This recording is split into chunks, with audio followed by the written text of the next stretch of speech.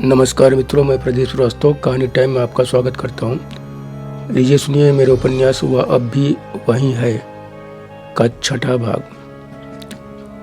दयनीय हालत के चलते किसी भी भाई बहन की पढ़ाई लिखाई भी अच्छे से नहीं हो पाई।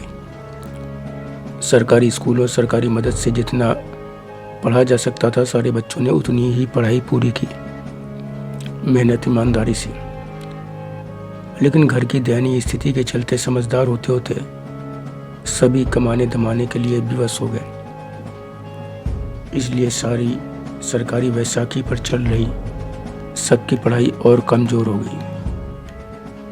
बड़ा भाई जब 14-15 का हुआ तो माँ को कुछ राहत मिली। वह धीर गंभीर ही नहीं, माँ हम सबको प्यार भी बहुत करता था।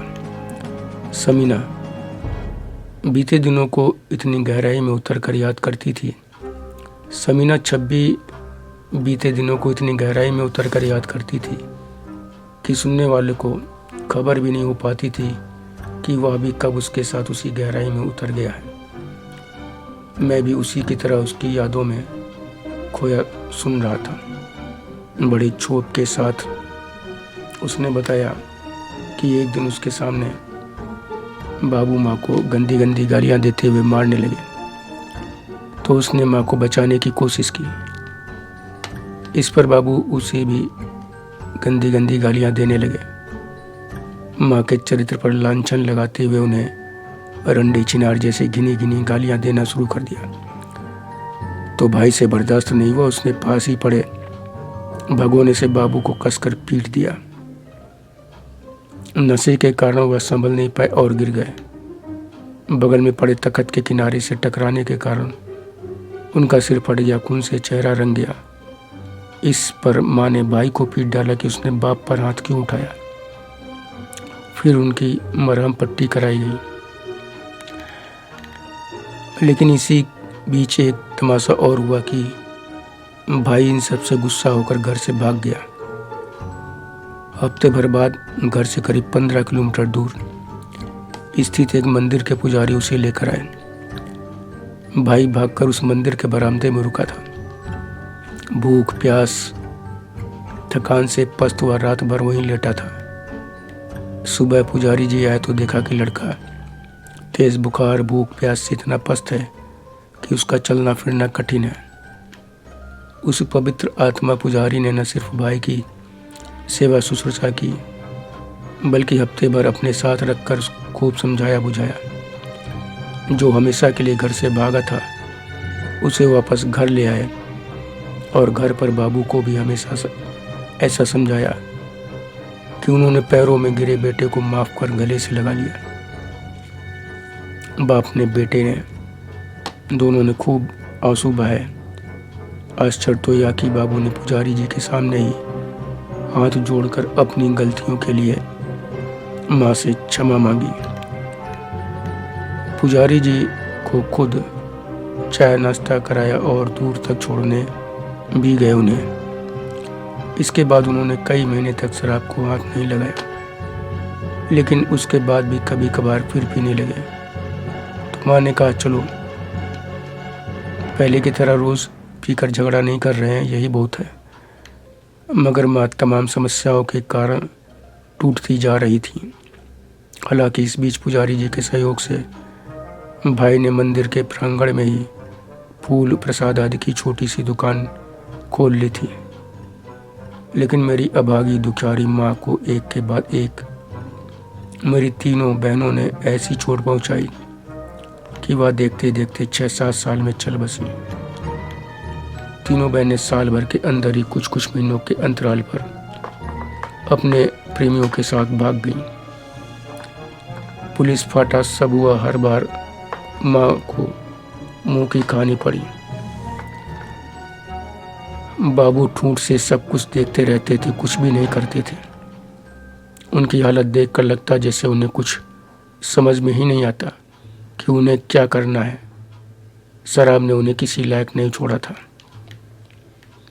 इन बहनों के चक्कर में बार बार थाने के जो चक्कर लगे उससे एक समस्या और खड़ी हो गई। पुलिस भाई को परेशान करने लगी। आए दिन फंसा देने की धमकी, इनकाउंटर की धमकी। पैसा देने के लिए प्रताड़ित करना। इतना ही नहीं, माँ को लगा कि पुलिस की नज़र मुझ पर है, तो किसी तरह उन्होंने उनसे पीछा छुड़ाया। भूल गए अपनी तीनों लड़कियों को। लड़कियों से उनको इतनी घृणा हो गई थी कि मुझे बात बात पर गरियाती ही नहीं थी, बल्कि पीट भी देती थी। आनन फानन में 20 की उम्र में ही भाई की भी शादी कर दी। माँ का सौभाग्य रहा कि भाई और भाभी ने माँ की उम्मीद से कहीं ज़्यादा घर को संभाला, मगर माँ के मन में लड़कियों के भागने की जो फांस फंसी थी वह नहीं निकली। मुझ पर हर समय उनकी कड़ी नज़र रहती थी। जल्दी ही जी तोड़ कोशिश करके उन्होंने मेरी 17 की उम्र में ही शादी कर दी। जिससे शादी की वह उम्र में मुझसे 10 साल बड़ा था। इतना ही नहीं, उसकी यह दूसरी शादी थी। उसने बताया था कि उसकी पत्नी का शादी से पहले ही किसी से रिश्ता था और शादी के बाद वह मौका पाकर अपने प्रेमी संग भाग गई। इन सब के बावजूद मैंने माँ के निर्णय का विरोध नहीं किया। अपनी बहनों की तरह मैं उन्हें कोई दुख नहीं देना चाहती थी, मगर मेरे हर समझौते के बावजूद यह शादी माँ, मेरे पूरे परिवार, मेरे लिए एक बड़ी विपदा के रूप में आई। उस आदमी की पत्नी क्यों भागी थी, इसका सही राज मुझे शादी की पहली रात को ही पता चला। वह एक नपुंसक आदमी था। आखिर एक नपुंसक के साथ वह कैसे रहती। सोने पे सुहागा ये कि अपनी इस कमी को वह अप्राकृतिक यौन संबंधों के जरिए दूर करने का प्रयास करता था। मेरी पहली रात मुझ पर अंगारे बनकर बरसी। हर तरह से डरी सहमी मैं रात उसके अमानवीय कुकृत्यों का शिकार हुई। उसने जो जो कर्म मेरे साथ किए कराया वह ऐसा भयानक नरक था जिसे याद कर मैं आज भी सिहर उठती हूँ। समीना, तब छब्बी ने तमाम ऐसी बातें बताई जिसे सुनकर मेरा भी मन घृणा से भर उठा था। उसने बताया कि ससुराल वालों के कड़े पहरे के बीच में 4 दिन वहाँ रही। चारों दिन तन मन से विकृत बीमार उस आदमी के साथ नरक भोगा। सास बार बार यही समझाती कि इसी के साथ जिंदगी निभाना है, अब कहाँ जाएगी, मैं दवा करा दूंगी, सब ठीक हो जाएगा। लेकिन मैं जानती थी कि यह सब झूठ है, कुछ नहीं होने वाला। मेरी आत्मा तो उस समय और कांप उठी जब उसके छोटे भाई को खुद के पास मंडराते उलझुल हरकतें करते और सास नंद को उसका समर्थन करते देखा। लेकिन मैंने हिम्मत नहीं हारी। मैंने सोच लिया कि अगर इसने मुझे हाथ लगाया तो आत्महत्या कर इन सबको भी फांसी पर चढ़वा दूंगी, सब लिख कर जाऊंगी। घर भर की इस सह का परिणाम था कि उसने दूसरे दिन शाम को ही मुझे एक कमरे में खींचने की कोशिश की। अंदेशा पहले से था, मैं सतर्क थी, तो उसका हाथ लगते ही न सिर्फ पूरी ताकत से बचाओ बचाओ चीखने चिल्लाने लगी, बल्कि उससे पूरी ताकत से भिड़ गई। लेकिन वह ताकतवर था तो उसने मुझे जकड़ लिया मुझे, मगर मेरा चीखना बंद नहीं करा पा रहा था। पूरा घर इकट्ठा हो गया। मेरा मुंह बंद कर करके मेरी आवाज़ बंद की गई। मैं पुलिस में जाने की जिद पर अड़ गई तो उन सब के हाथ पांव फूल गए। 2 दिन बाद जब भाई विदा कराने पहुंचा तो सब के सब झूठ बोलने लगे कि हमारे यहाँ साल भर के बाद ही विदा करने की परंपरा है। मैं उन सब की साजिश पहले ही जान चुकी थी। साल भर में देवर से ही किसी तरह बच्चा पैदा करवा दिया जाएगा तो अपने आप ही बंध जाएगी। पूरा परिवार भाई पर ऐसा पिल पड़ा कि वह उनकी साजिश को सही समझकर बिना मुझे लिए ही लौटने को तैयार हो गया। मैंने देखा परिवार के एकदम हावी होने से वह डर भी गया है, इसलिए अपनी बात कह नहीं पा रहा है। यह देखकर मैंने सोचा कि अगर मैं चुप रही तो यहीं नरक में पड़ी रह जाऊंगी। इनका प्लान तो साल भर का है, लेकिन यह नरक मुझे 2-4 दिन में ही मार देगा। मैंने भाई के साथ चलने की जिद पकड़ ली। तो पूरा परिवार मुझे खींचकर भीतर ले जाने लगा। सब दांत पीस पीस कर मुझे एकदम कुचल ही देने पर आमादा थे। भाई की आंखों में विवशता, आंसू देखकर मैं यह सोचकर खूब जोर जोर से चीखने चिल्लाने मोहल्ले वालों को आवाज़ देने लगी कि जब सब इकट्ठा हो जाएंगे तभी आज इस नर्क से मुक्ति मिलेगी। मेरी कोशिश रंग लाई। देखते देखते पूरा मोहल्ला इकट्ठा हो गया कि हफ्ता भर भी नहीं हुआ शादी को, और यह चीख पुकार कैसी। सबके आ जाने से भाई की हिम्मत बढ़ी तो उसने सारी बात कह दी। मोहल्ला लगा थू थू करने तो मजबूर होकर उन सब ने भाई के साथ जाने दिया। लेकिन मेरा सारा सामान, गहना, यहाँ तक कि पायल बिछिया तक उतरवा ली। भाई किसी तरह घर ले आया। रास्ते भर अपनी फूटी किस्मत पर मेरी आंखें बरसती रहीं। भाई की भी बार बार गीली हो रही थी। वह मुझसे जानना चाहता था कि मैं इतना ज़्यादा क्यों झगड़ रही थी। पहले मैं संकोच में टाल रही थी, लेकिन जब ज़्यादा पूछा तो कुछ बातें मैंने बता दी। सुनकर वह भी हक्का बक्का हो गया। गुस्से से कांपने लगा कि कमीनों ने इतना बड़ा धोखा दिया। घर पर माँ को देखते ही मैं फूट फूट कर रो पड़ी। भोगे हुए नर्क के बारे में बता दिया सुनते ही माँ पछाड़ खा कर गिर पड़ी। फिर 2 दिन भर्ती रही हॉस्पिटल में। उन्होंने मुझे फिर वहाँ नहीं भेजा, उन सब की लाख कोशिशों के बाद भी। इस पर वह सब अपने पैसे अपनी दबंगई पर उतर आए। बार बार घर आकर धमकाने लगे। एक बार बात ज़्यादा बढ़ गई, मोहल्ले वाले भी आ गए। पहले तो माँ ने हमसे सच छिपाना चाहा, लेकिन जब मोहल्ले की महिलाओं ने यह कहना शुरू किया कि अरे शादी की है तो बेइज्जती क्यों नहीं, रोज़ रोज़ तमाशा करके मोहल्ले वालों का जीना क्यों मुहाल कर रखा है। जब एक तरफ से सब यही चों चों करने लगी तो माँ ने उन्हें अपने ढंग से समझाने की कोशिश की, लेकिन कोई कुछ भी सुनने को तैयार नहीं हुआ।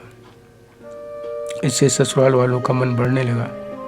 बात बिगड़ते देख भाई से ना रहा गया, उसने सच भाग दिया। फिर तो मोहल्ले वालों ने उल्टा उन सबको घेर लिया। इस पर वह सब दुम दबाकर भाग लिए। अगले दिन मोहल्ले के एक पड़ोसी आए। उन्होंने हमारे घर के लिए जो कुछ किया उसे हम सब कभी नहीं भूल सकते। वो किसी बड़े वकील के यहाँ मुंशीगिरी या टाइपिस्ट का काम करते थे। पहले उन्होंने हम सबसे एक एक बात पूछी। हमारे संकोच को देखकर कहा, कुछ छिपाना नहीं, मैं तुम लोगों से कोई पैसा नहीं चाहता, मदद करना चाहता हूँ, तुम्हें हर्जा खर्चा दिलवा दूंगा। इसके लिए कोई मुकदमा वगैरह भी नहीं करूँगा, बस मैं जो कहूँ वह करना। इसके बाद उन पड़ोसी ने उन लोगों से बात की, धोखा देकर शादी करने, अप्राकृतिक यौन संबंध बनाने, देवर से संबंध बनाने को विवश करने, दहेज के लिए जान से मारने की कोशिश, घर पर आकर गुंडागर्दी करने, जान से मारने की धमकी देने के आरोप में घर भर को बंद कराने की धमकी दी। पहले यह सब तनाए, लेकिन भाई मोहल्ले के कई लोगों ने के यह कहने पर कि तुम सबके खिलाफ अकाट्य प्रमाण है, पूरा मोहल्ला गवाही देगा, यह सुनकर उन सब की हालत खराब हो गई। समझौता करने के लिए हाथ पैर जोड़ने लगे। तब उनसे सारा सामान वापस लिया गया। पूरा दबाव डालकर उन पड़ोसी ने हर्जा खर्चा सब मिलाकर 6 लाख रुपए कैश भी लिया। साथ ही माँ को भी सलाह दी कि यह पूरा पैसा लड़की के नाम एफडी कर दो और ब्याज लेती रहो, इससे कम से कम लड़की की रोटी दाल में कुछ तो मदद मिलेगी। माँ ने उन भले पड़ोसी रघुवर जी को कुछ पैसे देने चाहे, लेकिन उन्होंने यह कहते हुए मना कर दिया, हमने पड़ोसी धर्म निभाया है बस। मगर उन्हीं में एक पड़ोसी ऐसा भी था जो एक आध बार साथ देने की कीमत मेरे तन को भोग कर वसूलना चाहता था। हर समय मुझसे अकेले मिलने का मौका तलाशता था। पहले तो मैं समझ नहीं पाई, लेकिन जब जल्दी ये गलत ढंग से छूने पकड़ने की कोशिश करने लगा, तब उसकी मनसा समझी और फिर समझते ही मैंने उसे धिक्कारते हुए कहा, बाप की उम्र के हो और मुझ पर ऐसी नज़र रखते हो, आज के बाद मेरे सामने भी ना पड़ना, नहीं तो चिल्ला कर पूरा मोहल्ला इकट्ठा कर लूँगी। मैंने घर में माँ भाई को भी बता दिया। उन लोगों ने भी उन्हें अलग बुलाकर खूब टाइट किया। अब तक रोज़ रोज़ लड़ाई झगड़े तमाम दुश्वारियों का सामना करते करते हम सब निडर हो गए थे। यह भी समझ गए थे कि इस दुनिया से कैसे पार पाना है। माँ ने सीधे कहा, दोबारा मेरी लड़की की तरफ आंख भी उठाए तो बलात्कार करने की कोशिश की, रिपोर्ट लिखवाऊंगी। पुलिस तुम्हारी तो खाल खींचेगी ही, साथ ही तुम्हारी बीवी बेटियों के भी सारे कपड़े खींच लेगी। माँ का यह रौद्र रूप देखकर हम, वह सिर्फ पड़ोसी ही नहीं, हम भाई बहन भी सहम गए थे। सच ही है कि परिस्थितियाँ आदमी को मोम से चट्टान से मोम बना देती हैं। मैं भी मोहल्ले में धीरे धीरे एक खुर्राट लड़की के रूप में जानी लगी। मगर यह समाज तो विधवा परित्यक्ता महिला को लावारिस पेड़ पर लगा एक ऐसा फल मानने लगता है जिसे जो जब चाहे तोड़कर खा ले। कुंवारी लड़कियों से भी कहीं ज्यादा बदतर होती है इनकी हालत। मैं परित्यक्ता ही थी, सब यही जानते थे और मानते थे, और मुंह मारने के लिए न जाने कितने लबर लबर करते मंडराते रहते थे। हालत यह हो गई कि बिना जरूरी हुए मैं घर से बाहर ना निकलती, कोई आता तो उसके सामने भी नहीं जाती। इस कठिन समय में माँ से ज़्यादा मुझे भाभी का सहयोग मिला। समीना, इसके बाद छब्बी ने और तमाम ऐसी बातें बताई जो मेरे जैसे कठोर आदमी को भी भावुक कर दे रही थी। बरसों उसने कैसे घुट घुट कर जीवन बिताया, कहाँ ठोकरें खाई, कई बार कैसे खुद फिसलते फिसलते बची।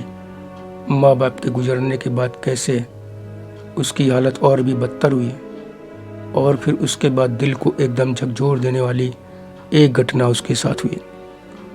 उसने बड़ी गहरी सोच में डूबते हुए कहा, एक बार घर पर दूर के रिश्ते का फुफेरा भाई जो मेरी ही उम्र का था आकर रुका।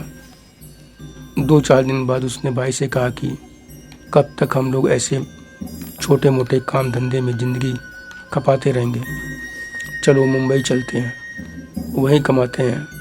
किस्मत साथ दे गई तो वहाँ आदमी बनते देर नहीं लगेगी। पहले तो भाई ने मना किया, लेकिन पैसे की चमक के चलते अंततः वह मान गए। हर तरह से जितना हो सकता था पैसा इकट्ठा करके फुफेरे भाई के साथ वह भाभी मुझको लेकर देवी मुंबई की नगरी मुंबई आ गए। फुफेरे भाई ने कुछ चीज़ें पहले से ही साथ रखी थी। उसके मोहल्ले का एक आदमी था यहाँ, उसी के जरिए एक चाल में रहने फिर काम का भी जुगाड़ हो गया। काम शुरू करने से पहले सब लोग सिद्धि विनायक मंदिर जाकर भगवान गणपति के दर्शन भी कराए। देवी मुंबई के मंदिर जाकर वहाँ भी शीश नवा आए। शुरुआत ठीक रही। दोनों को भाईकला में एक छोटी सी होजरी कंपनी में काम मिल गया। सभी भाभी और हमने 2 बड़े घरों में काम ढूंढ लिया। हम चारों की कमाई घर पर होने वाली कमाई से काफ़ी ज़्यादा थी। आगे की योजना यह थी कि चौपाटी बीच पर खाने की चीज़ों के 2 ठेले लगाएंगे, जिनमें एक नॉनवेज का होगा, दूसरा वेज का। नॉनवेज में बोनलेस चिकन को मसालेदार बेसन में डीप फ्राई करके देसी तीखी इमली की चटनी में दिया जाएगा।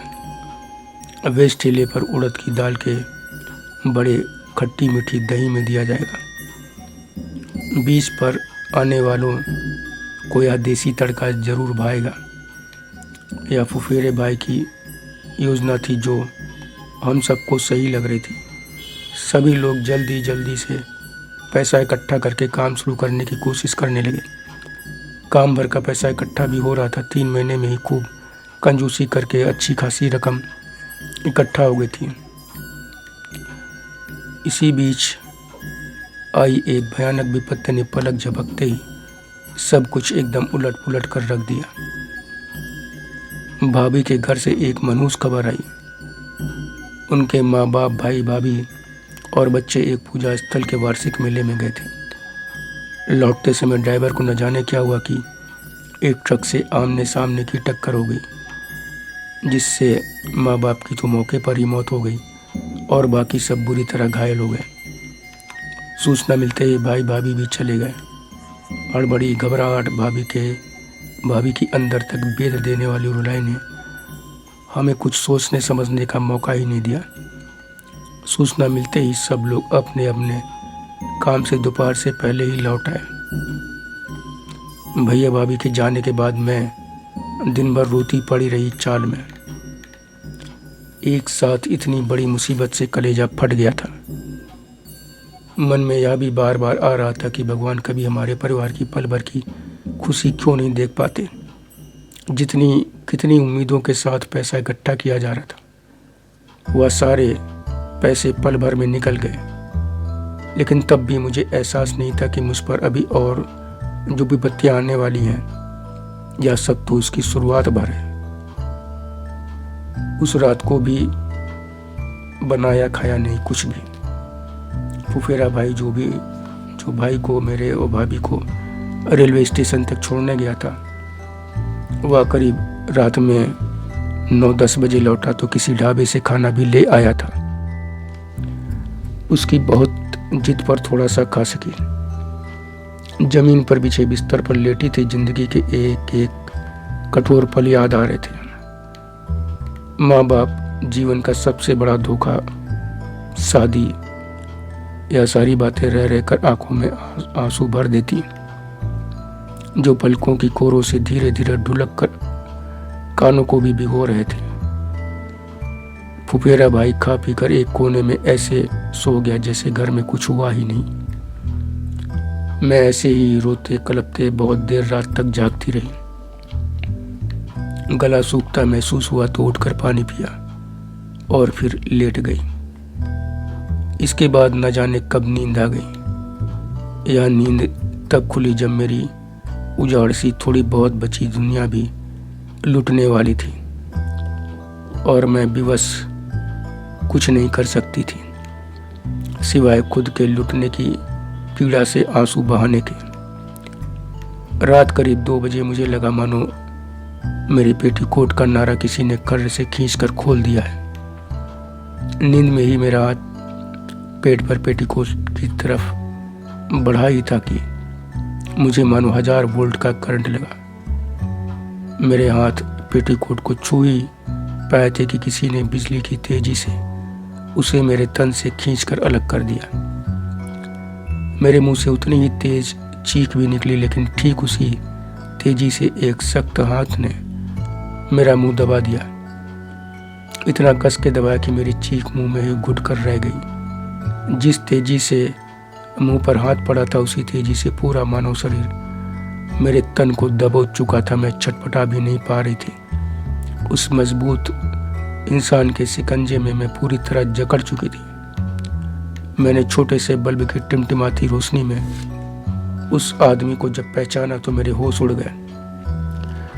मुझे लगा मानो पूरी दुनिया मुझ पर टूट पड़ी है, पूरी दुनिया ही मुझे नोच रही है। विश्वास का ऐसे भी खून होगा यह मैं कल्पना भी नहीं कर पाई थी। सोते में मेरे तन को उघाड़ कर उसे मेरा फुफेरा भाई ही दबोचे हुए था। पीठ में उसने ऐसा छुरा घोंपा था कि मैं हतप्रभ थी, विरोध ही भूल गई। एकदम निर्जीव सी उसके नीचे पड़ी रही कुछ क्षण तक। वह भी पूरा बदन उगाड़े था। मेरे तन पर सिर्फ ब्लाउज ही था। तंद्रा वापस आते ही जब मैं फिर तड़पी बिलबिलाई तो उसने रसोई वाला चाकू मेरी गर्दन पर रख दिया और एक एक शब्द चबाते हुए राक्षस की तरह आंखें निकालते हुए बोला, जरा भी आवाज निकाली तो गर्दन रेत दूंगा। डर के मारे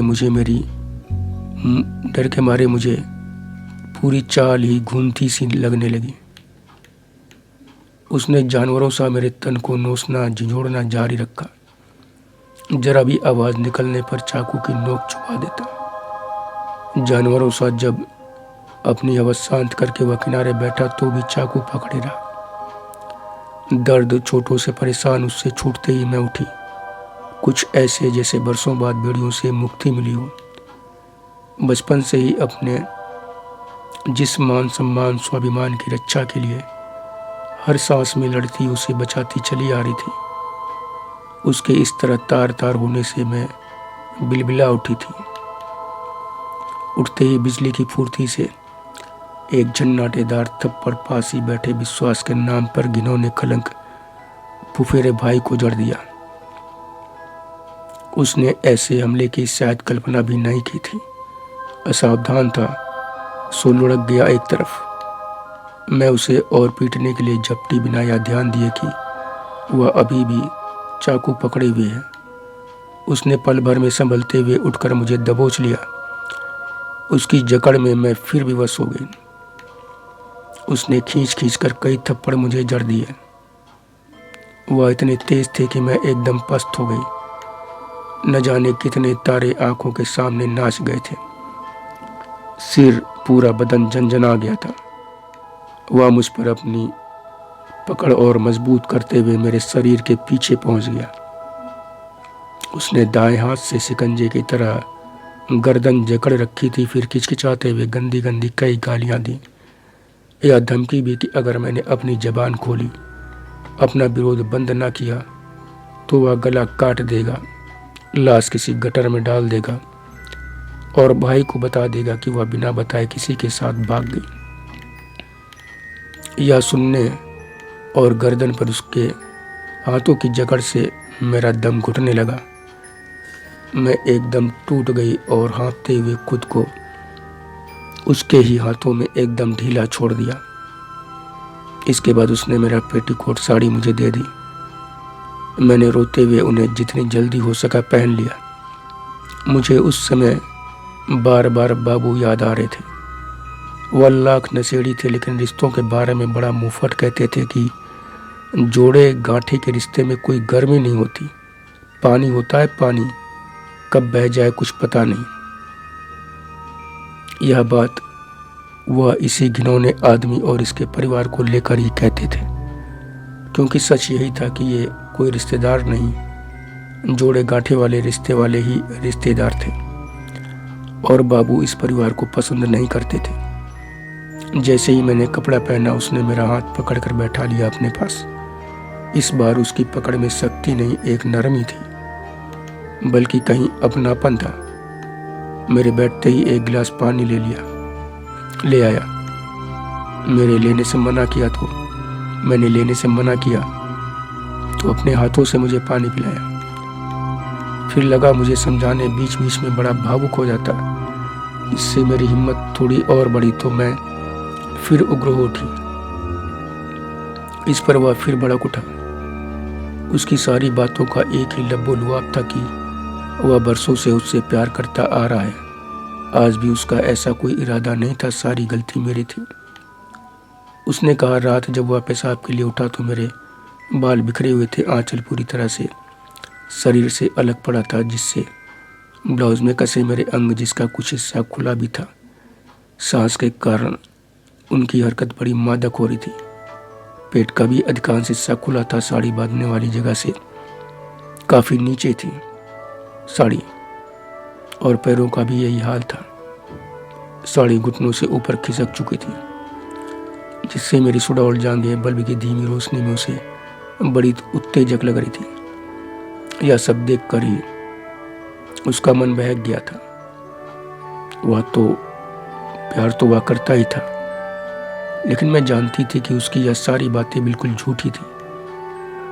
कपड़ों को लेकर तो एक सेकंड को भी मैं घर पर भी लापरवाह नहीं होती थी, तो चाल में ऐसी हालत में कैसे हो जाती। उसके इस झूठ पर मैं फिर उससे भिड़ गई। कुछ देर उससे बहस हुई, लेकिन उस समय वह जबरा था, ताकतवर था, तो मुझे चुप होना पड़ा। इतना ही नहीं, उसने उसी समय यह भी कहा कि वह मुझसे 2-4 दिन में शादी कर लेगा और कहीं दूसरी जगह चल कर रहेगा। मुंबई इतनी बड़ी है, इतने लोग हैं, कौन ढूंढ पाएगा उसे और हमें, और फिर कोई ढूंढेगा भी क्यों। भाई भी कुछ दिन ढूंढ ढांड कर शांत हो जाएगा। वह सारी योजना ऐसे बताया जा रहा था मानो चुटकी बजाते सब हो जाएगा। जब बात करता तो बड़ा शांत लगता, लेकिन इसके बाद वह रात में 2 और बार हिंसक जानवर की तरह मुझ पर टूट पड़ा। मेरा सारा विरोध उसके सामने एकदम बेकार साबित हुआ। मैं रात भर इस मौके की तलाश में रही कि यह कमीना एक बार सो जाए तो जो चाकू मेरी गर्दन पर रखा था मैं वही इस चाकू इसकी गर्दन के आर पार कर दूं। लेकिन हाय रे मेरी कोई फूटी किस्मत, कहने को भी एक मौका नहीं मिला। समीना छब्बी यह सब बताते बताते इतना गुस्से में आ गई कि सारे मर्दों को वह बलात्कारी कहते हुए बोली। रात भर की इस यातना की बात जब सुबह हुई तो मैं कुछ हिम्मत जुटा पाई और पुलिस के पास जाने को हुई तो वह फिर चाकू तान कर बैठ गया। डराया कि ठीक है मैं तो जेल चला जाऊंगा, तू अपनी सोच। जब पुलिस वाले ही तुझे रौंदने लगेंगे, कौन तेरी पैरवी करेगा? पहले सब खूब तुझे रौंदेंगे, फिर थाने में ही तेरी ही साड़ी से फंदे पर लटका देंगे। मर जाओगी तो चुपचाप कहीं लावारिस लाश की तरफ फेंक आएंगे। कभी किसी को कुछ पता नहीं चलेगा। सच तो यह है कि पुलिस वाले तुझे पागल कहकर 4 लात और मारकर थाने से ही भगा देंगे। वो अपना रजिस्टर क्यों खराब करेगी? उसने ऐसी ऐसी बातें बताई कि मेरी आत्मा कांप गई। कि कहा कि पुलिस वाले रात में बहुत मारते हैं, जितने होते हैं सब रात भर बारी बारी से आकर मारते हैं। कहते हैं कि सबका हाथ रवा होते रहना चाहिए। औरत हो या आदमी, नंगा करके पहले नितंबों पैर के तलवों पर लाठी बरसाते हैं। औरतों को तो और पीटते हैं, उनके स्तनों पर जूतों लाठियों से मारते हैं। 2 जूतों के बीच रगड़ कर मिर्च लगा देते हैं। बर्फ के टुकड़ों में पिसी मिर्च लगाकर शरीर के अंदर डाल देते हैं। लाठियां भी घुसड़ देते हैं। हो सकता है तुझे फांसी के फंदे पर लटकाने के बजाय तुझको वो धंधे वाली बताकर गिरफ्तार करें। कह देंगे कि तुम धंधा कर रही थी, तब इसके दौरान तो पकड़ में आ गई और मर्द निकल भागे। उसकी इन बातों ने मुझे एकदम तोड़ कर रख दिया। मेरे पास उसके सामने हथियार डालने के सिवा कोई और रास्ता नहीं था। फिर भी मैंने उम्मीद की लौ बुझने नहीं दी। तय किया कि जैसे ही भाई आएगा वैसे ही इससे बदला लूंगी। इस बीच जितना हो सकेगा इससे बचने की कोशिश करूंगी। ना बच पाऊंगी तो जैसे इतना रौंदा वैसे कुछ दिन और सही। पुलिस थाने की जो यातना या बता रहा है वैसा ही हो तो आश्चर्य नहीं। घर पर थी तो पुलिस थानों की काफ़ी स्थितियों को जान ही चुकी थी। यह सब सोचकर मैं थाने तो नहीं गई, लेकिन जिद कर पीसीओ तक गई कि भाई की ससुराल के पड़ोसी को फ़ोन करके पता लगा सकूं कि भाई भाभी पहुंचे कि नहीं। लेकिन फ़ोन किसी ने नहीं उठाया, घंटी बजती रही। तब मोबाइल नहीं, लैंडलाइन फ़ोन का ज़माना हुआ करता था। मुझे उसने कितना मजबूर कर दिया था या तुम इसी बात से समझ लो कि मैं लौट आई फिर उसी जानवर के साथ, उसी चाल में जहां उसने निर्दयतापूर्वक धोखे से रौंद कर मेरा मान सम्मान लूट लिया था। जो इतना सातिर, इतना चालाक था कि पीसीओ से लेकर चाल तक साये की तरह लगा रहा। कभी उसका चेहरा मुझे लकड़बग्घों सा घिनौना विवत्स लगता, भयभीत करता, रोंगटे खड़े कर देता, तो कभी लोमड़ी सा धूर्त। इस काली मनहूस घटना के बाद मेरा समय आंसू बहाते, भाई भाभी अम्मा को याद करते बीतता। अम्मा की बरसों पहले कही यह बात बार बार याद आती कि बिटिया औरत जात हो, ये मर्द लोगों का कोई ठिकाने नहीं, मौका पाते ही लूट लेते हैं तन मन सब। इसलिए हमेशा सजग रहो, भूल कर भी किसी मर्द के साथ अकेले ना रहो। मगर मैं क्या कर सकती थी, करम फूटी थी। हालात ऐसे बन गए थे कि जो मेरा रक्षक था उसी के साथ रहने की मजबूरी भी थी। नहीं, हालात ऐसे बन गए थे कि जो मेरा बच्चक था उस बच्चक के साथ रहने कि मेरी मजबूरी भी बन गई थी। मेरी मजबूरी ही मुझे वहाँ उसके साथ रहने को विवश किए थी। ऐसे मजबूरी भरे 3-4 दिन और बीत गए, लेकिन भाई का कोई समाचार नहीं मिला। रोज़ फ़ोन करती मगर घंटी बज कर ख़त्म हो जाती। फिर एक दिन पीसीओ वाले ने ही बताया कि लगता है फ़ोन ख़राब है, ये फॉल्स रिंग मालूम पड़ती है। अगले दिन उसकी बात पर सही का ठप्पा लग गया। जब फ़ोन करने पर सिवाय टू टू के और कोई आवाज़ नहीं आई। इसके बाद पीसीओ जाना भी बंद हो गया। हालांकि मैं रोज़ सुबह शाम कोशिश करते रहना चाहती थी, मगर लकड़बग्घे ने मना कर दिया, या तो जैसे उसकी मनौती पूरी होने वाली बात हो गई थी। पहले हफ्ते हम दोनों अपने अपने काम पर नहीं गए। इतने दिनों तक मैं चाय नाश्ता खाना पीना कुछ नहीं बनाया। मैंने पब्लिक नल से एक गिलास पानी तक नहीं लाई। सब कुछ वह लकड़बग्घा ही करता रहा, यहाँ तक कि इस बीच बर्तन तक उसी ने साफ किए। लेकिन इस बीच कोई दिन ऐसा नहीं बीता जिस दिन उसने मुझे 2-3 बार रौंदा ना हो।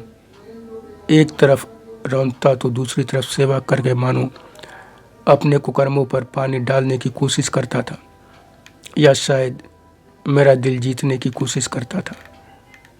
मगर उसकी इस हरकत से मेरा दिल जरा भी नहीं पसीजता था, क्योंकि मेरी नज़र में वह वैसी कामुक घिनौना लकड़बग्घा था। वह इतना चालाक था कि इतने दिनों में भी एक भी ऐसा मौका नहीं दिया कि चाकू मेरे हाथ लगता। यहाँ तक कि सोने से पहले ऐसी हर चीज़ को छिपा देता था। इतना ढीठ घुटा हुआ था कि जब 8-10 दिन में सारे पैसे खत्म होने की स्थिति आ गई, तब भी वह परेशान नहीं हुआ। जब खाना पीना भी बंद हो जाने की नौबत आ गई, तब एक रात अपनी हवस मिटाने के बाद अचानक ही इधर उधर की बातें करते हुए बोला, ऐसा है कि इतने दिनों से बाहर ठेला खड़ा बेकार हो रहा है। कल से हम दोनों 20 पर ठेला लगाते हैं। आइटम वही रखेंगे जिनके बारे में भैया से बात हुई थी। मैंने कहा मैं नहीं जाऊंगी, तो वह जिद पर अड़ गया। असल में वह मुझे किसी भी सूरत में अकेले नहीं छोड़ना चाहता था। उसकी जिद ज़बरदस्ती के सामने मैं फिर हार गई। इस बार कमज़ोर पड़ने का एक और कारण यह भी था कि पैसा राशन खत्म होने से मैं भी आतंकित थी। मैं जिस घर में काम करती थी, लकड़बग्घा वहाँ किसी भी सूरत में जाने नहीं दे रहा था। इस बीच में आते जाते समय पीसीओ जरूर जाती, लेकिन फ़ोन था कि डेड ही रहा। आखिर 10वें दिन भैया का एक पत्र मिला, जिसे पढ़कर मेरे पैरों तले जमीन खिसक गई। पत्र लकड़बग्घे को ना मिलकर मुझे मिला था। धन्यवाद मित्रों, शेष अगले भाग में।